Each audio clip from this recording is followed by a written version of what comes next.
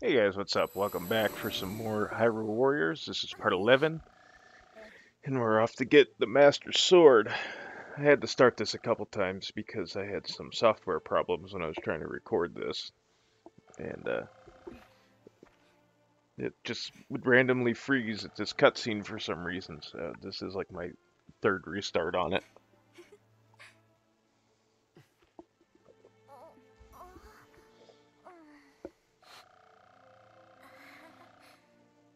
Lana kind of showing that even though she's a little bit more virtuous because she's the good half of Sia, she still doesn't exactly like the interactions between Link and Zelda there. And at this point in the game, you can use Zelda as a fighter in free mode and go back and use her in adventure mode and stuff like that. Now you're limited to only Link in this part of legend mode, but then after that you can use her in whatever level you want. And holy shit, is she a badass! Like if she was like that in the games, I don't even know how Ganon captures her.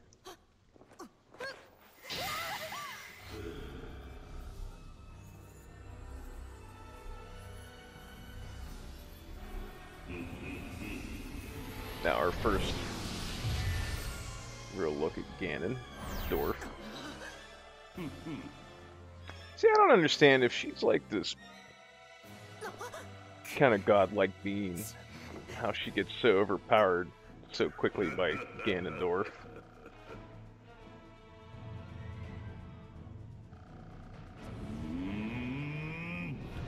Because, I mean, basically he's just, well, he's a reincarnation of a god, I guess, so now that they've established that in Skyward Sword.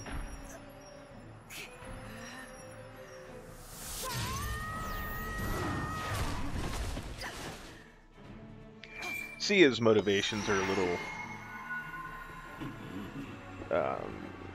lacking, I guess you could say.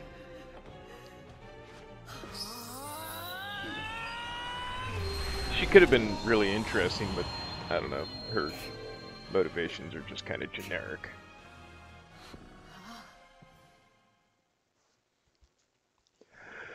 We skipped the little narrated part and going through the menus and picking my weapons and everything, and just jumped right back into the next cutscene in the beginning of the level.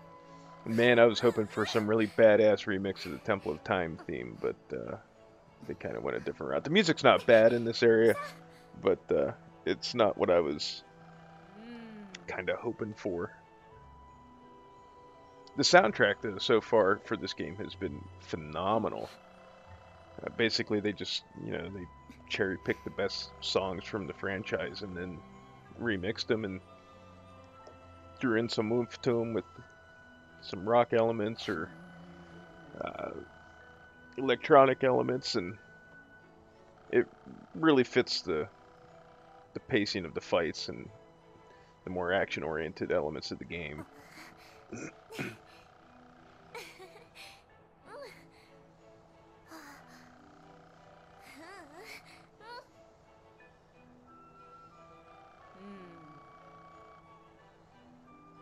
Impa being cautiously just a little bit of skepticism, which is a little bit more level-headed than everybody else, but Zelda, like always, putting her full faith in Link.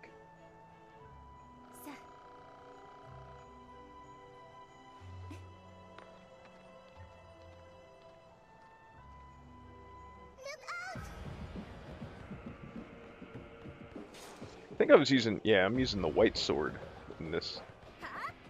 Thought that was kind of cool that they had that little throwback to the first game with the white sword. And then I guess it's just basically understood that the magical sword in The Legend of Zelda and Zelda 2 is the Master Sword.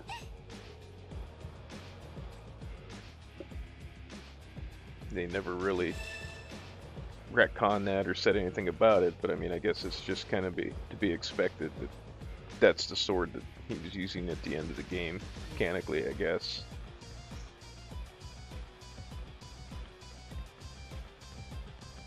Though he didn't have to pull it out of the pedestal, so it's hard to say what.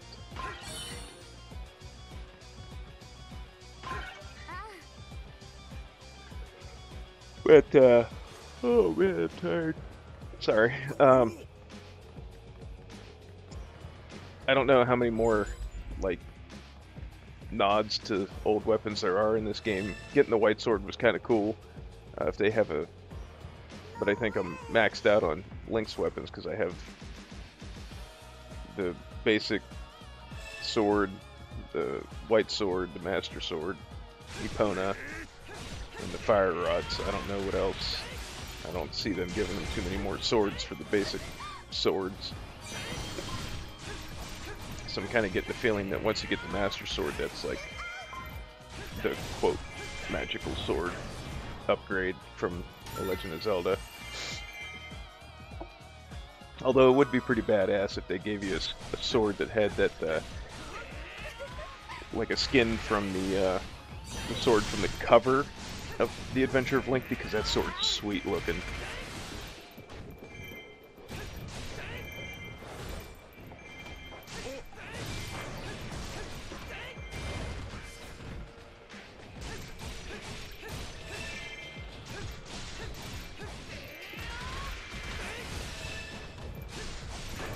An interesting thing about this game that I should have picked up on it. Well, I think subconsciously I did, but it was they kind of broke the mold that previous games had, where he was just like, kind of by happenstance he became a hero, whereas in this one he was already basically training to be a Knight of Hyrule, which hadn't really been a thing in previous games, which I'm sure in the next proper game it's going to be like he's just some poor villager that ends up going on an adventure, but that was kind of a neat little switch up from how the games usually progress, which, and I know the way this game plays, it's not going to progress the same as any other Zelda game, but just having that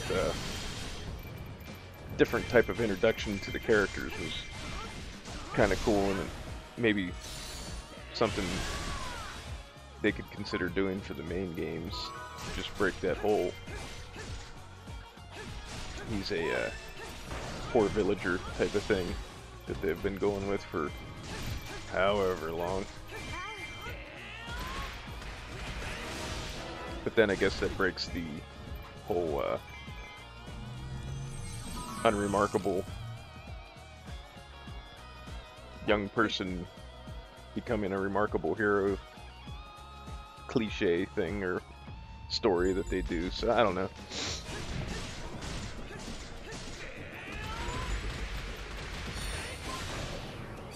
I'm not saying they need to change up the series like completely, but some of the games have basically been following a very similar pattern since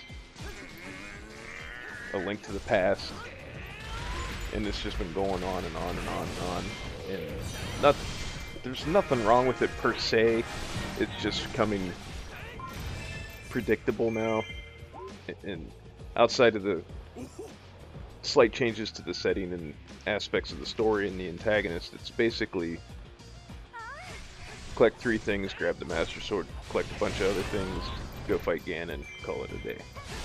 Or some form of Ganon.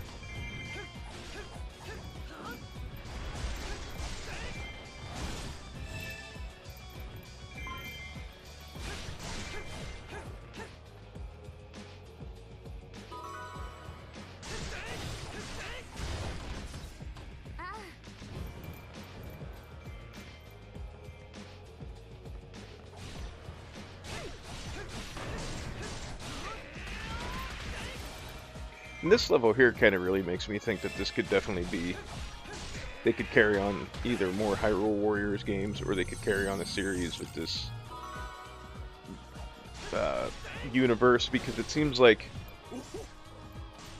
as I said in the past videos, that they kind of, you know, with the divergence in timelines that they started with Ocarina of Time, you know, you have this kind of string theory universe thing going on with the Zelda franchise, and this seems like this is the one And I know they did it for story reasons and to be able to have all these different characters, and it makes sense, but this is the one where the timelines could kind of like, this is the cross section where they could not so much converge, but they nor intersect, but like, oh, I can't think of the word, but they can cross over into it, you know, since you have all these characters, and you know, since there is a statue of Twilight, a statue of blah blah blah blah, you know, and theoretically Twilight Princess didn't happen in this realm or this timeline, then it could definitely continue and then not interfere with the pre-established timelines that are in the proper franchise.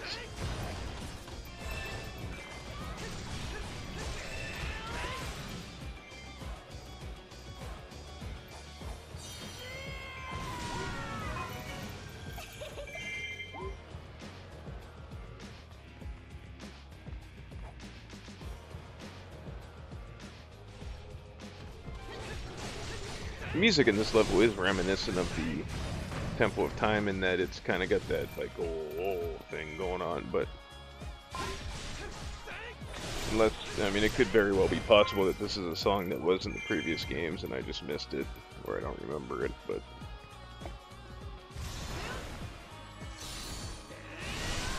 man, did you ever rub your eye and it feels like your eyelid flips inside out? Oh my god, now my eyeball's watering.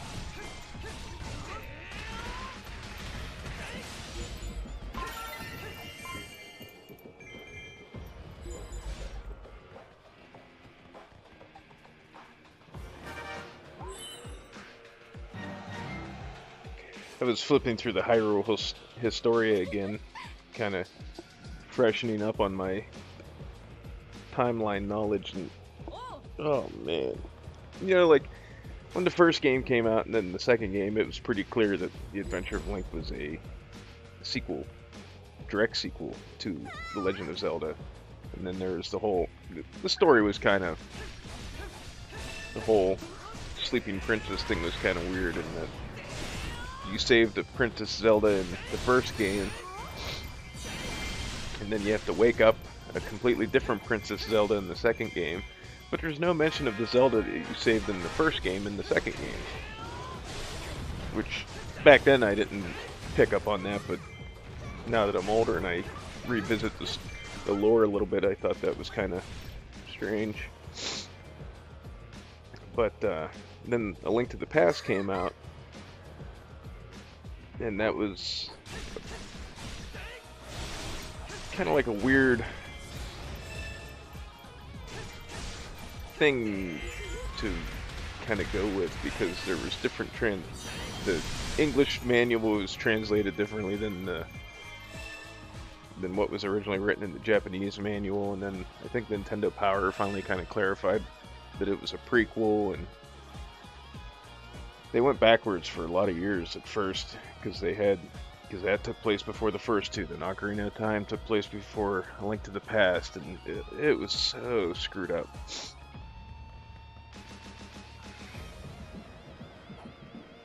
Like back then, I think it could have easily been argued that, you know, like The Legend of Zelda, A Link to the Past, and Ocarina of Time, it could have been argued that they were the same basic story at heart, but like, you know how you tell somebody a story and then that person tells somebody a story that you told them, but it's slightly changed and so on and so forth, and it just, little slight variations get changed here and there the more people the story gets told to. Like then it could have been argued that that's what was happening with the story. You were essentially playing as the same Link in each one, but the reason the story was different was because it was a legend being passed down through generations, and slight variations of the story were being changed as it was told from generation to generation. Granted, the biggest change would have been, I guess, from Legend of Zelda to A Link to the Past. Since Legend of Zelda, you were collecting 8 pieces of the Triforce of Wisdom, and there was no mention of the Triforce of Courage. And then in Link to the Past, you were collecting 3 pendants, and then you were saving the maidens and all that.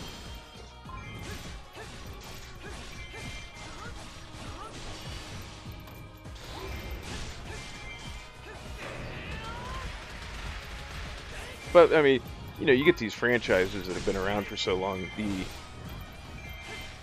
lore does get kind of wonky after a while. I mean, God, look at Castlevania. Like, they managed to incorporate the Dracula that you fight in Castlevania is the same Dracula that's in the Bram Stoker novel, and then they had this big thing with Lament of Innocence where Dracula was Matthias Kronkvist, and he got this the Ebony Stone. I'm not even gonna get into it.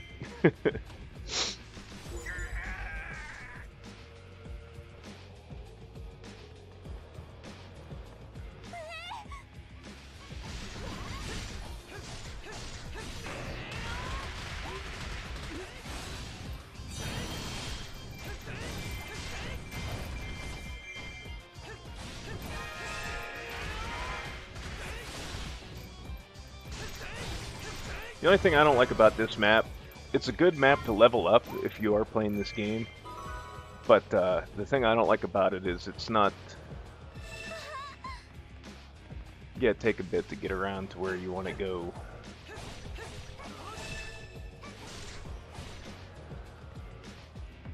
But I think I came back here later with Zelda and I jumped up like 4 levels with her.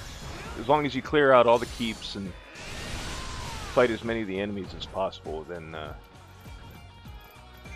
you'll gain some levels. For especially like the characters, they don't level evenly. I think like my highest level character is I think Link's 20.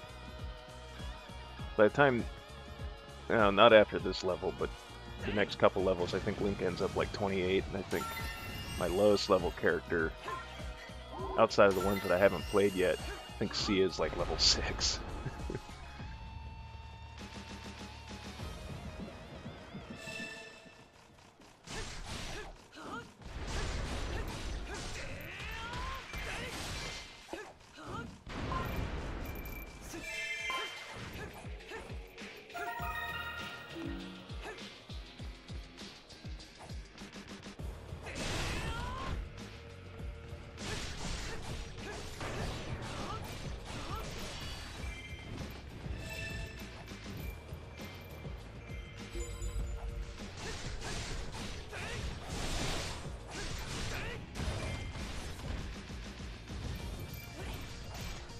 I've been going back and trying to get heart pieces too, because there's heart containers and heart pieces you can get for different characters. And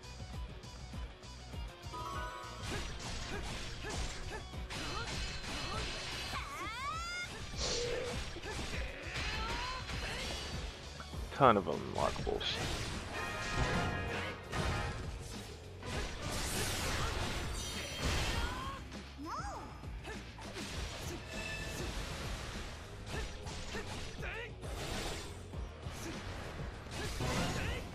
I'm not a big fan of fighting Lana, because she can punish you quite easily.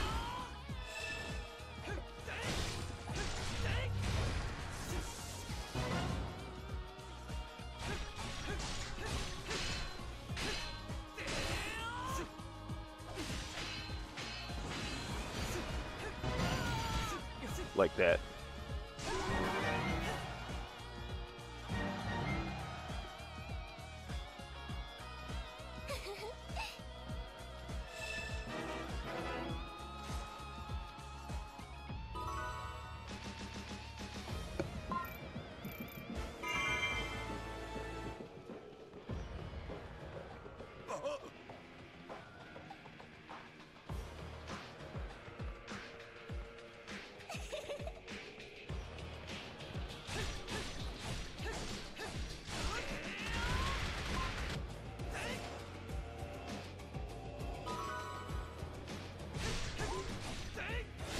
about time.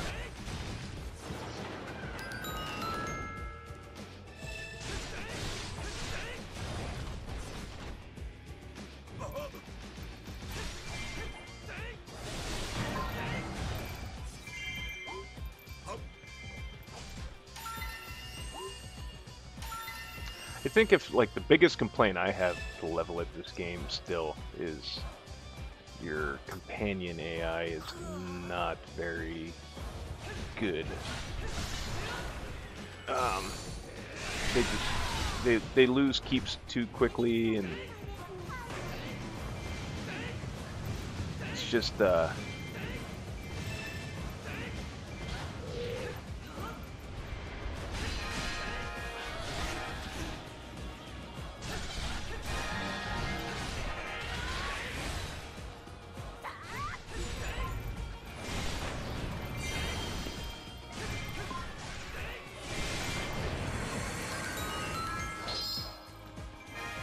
they're just not real bright, which I'm not saying that's a fault of this game in particular. That's probably just something that's left over from the Dynasty Warriors franchise, but they're not,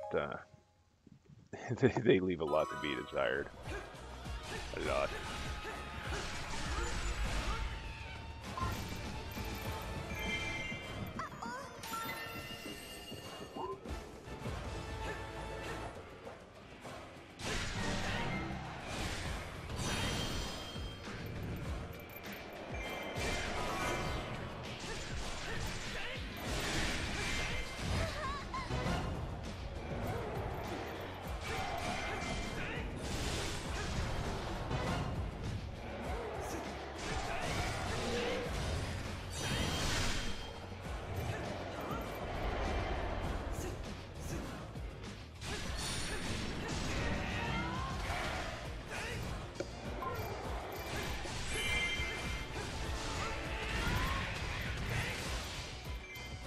They keep throwing these Gibdos at me.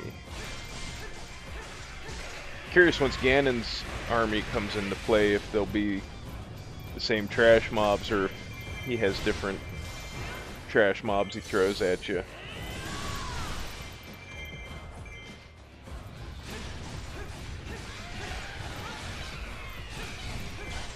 Oh, this video's a little long in the tooth, isn't it?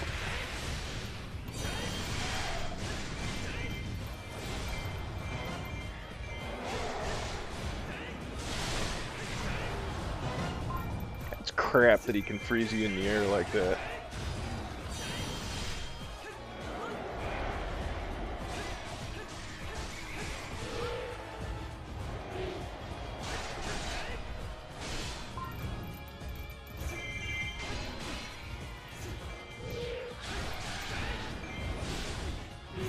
Yeah, there's an example of what I was saying about the lock-on being a little wonky at times. Like, the other aerial foes was closer to me, but it locked on to the one that was farther away for whatever reason.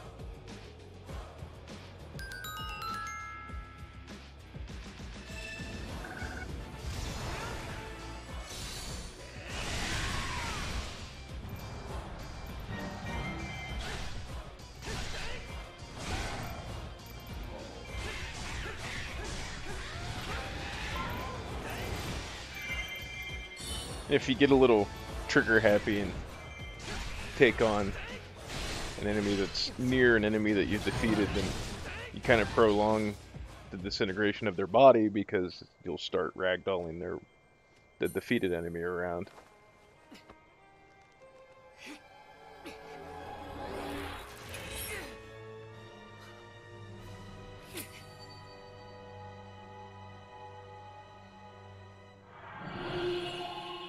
It is a badass looking sword.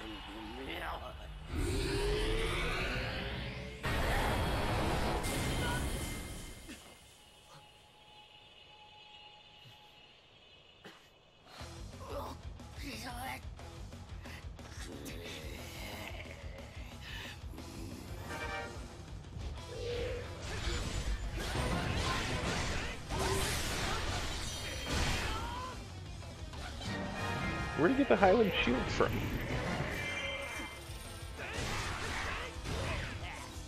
I mean, I know the Highland Shield and the Master Sword kind of go hand in hand, but still.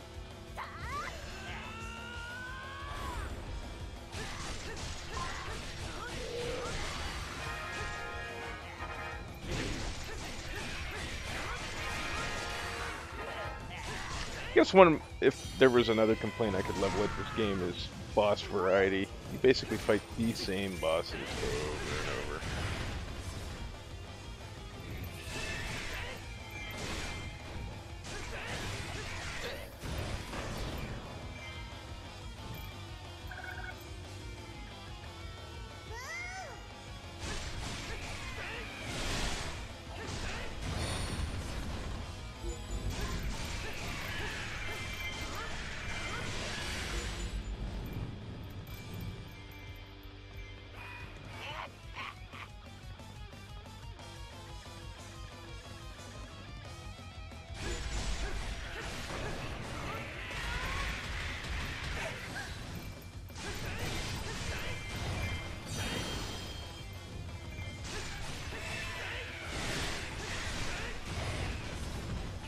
They make Zelda out to be quite the tactician in this game, which is kind of... I don't want to say it's a departure because she's always portrayed as intelligent and wise, and obviously because she's the bearer of the Triforce of Wisdom. But she definitely has a lot more utility about her than she has had in the past. Even when you're not using her as a playable character.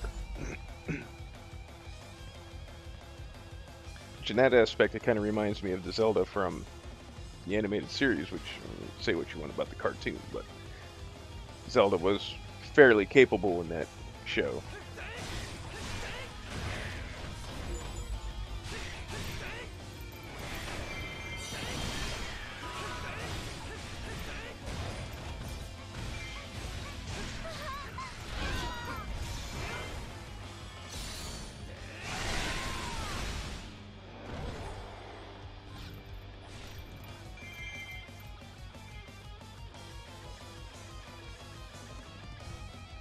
Watching this now,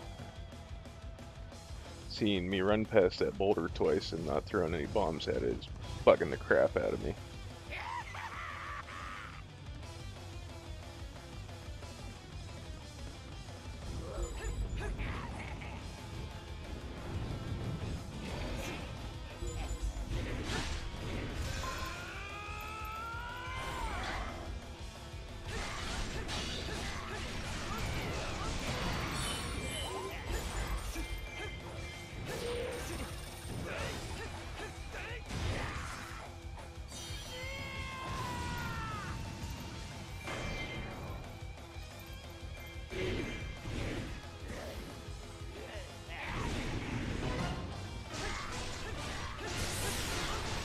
Should be it for him. Nope.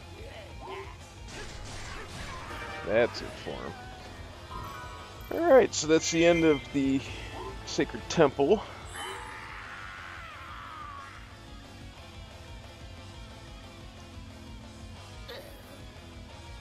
We got a few more.